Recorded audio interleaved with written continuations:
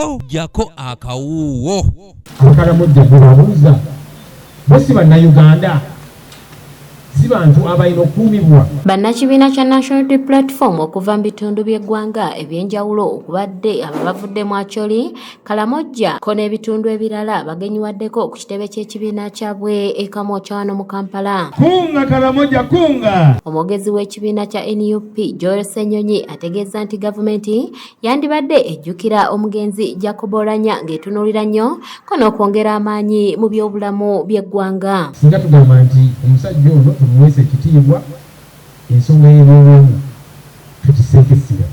Kubanga buli kitundu ky'eggwanga ky'ogendamu wano mu Central, bw'ogenda mu Mambuka, bw'ogenda e Busoga Mbale, bw'ogenda Nkole Kigezi, yonna amalwaliro gali mu mbeera mbi. Ssenyonyi alaze obwennyamivu olw'abakungu ba gavumenti abasusse okugufuula omugano ng'ogw'enswa ogw'ebyenfuna nga waliwo enjego ebadde eguddewo. Ate kiri ku ground kubanga abantu batugamba nti abamu abakola kino be bano ababbi b'ente.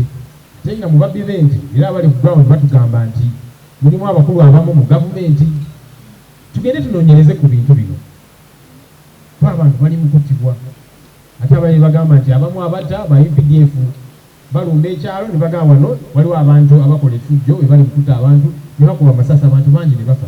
Tugende ku ground tunoonyereze ensonga zino nye n'okusingira ddala Abakaramojja bano tubawe obukuumi kyekirina okukolebwa. Ku mbeera eri mu bitundu by'e Kalamojja, Ssenyonyi aliko by'atangaazizza. Region eyo erina baminisita babiri, minisita ali senior ne state minister wa Kalamojja.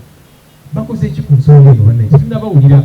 Security naki Abakaramojja bannayuganda era tukola ekisoboka kyonna okubasaako essira, okubataasa mu mbeera gye balimu. Ssentebe w'abavubuka mu disitulikiti y'e Abimu Ayeni Ernest annyonnyodde ennaku gye bayitamu omuli okubokyeza amayumba, okutunda ente zaabwe ko n'ebirala.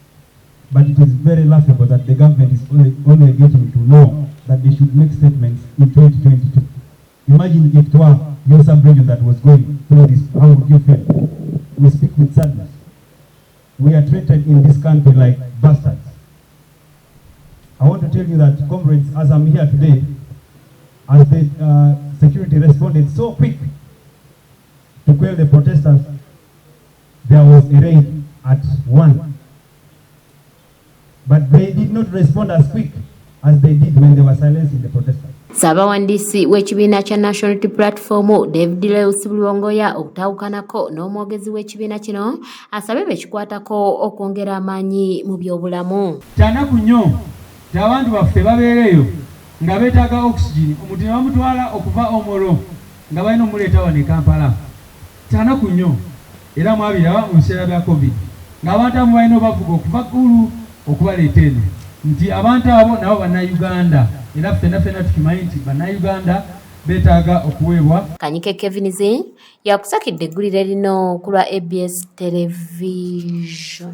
In the new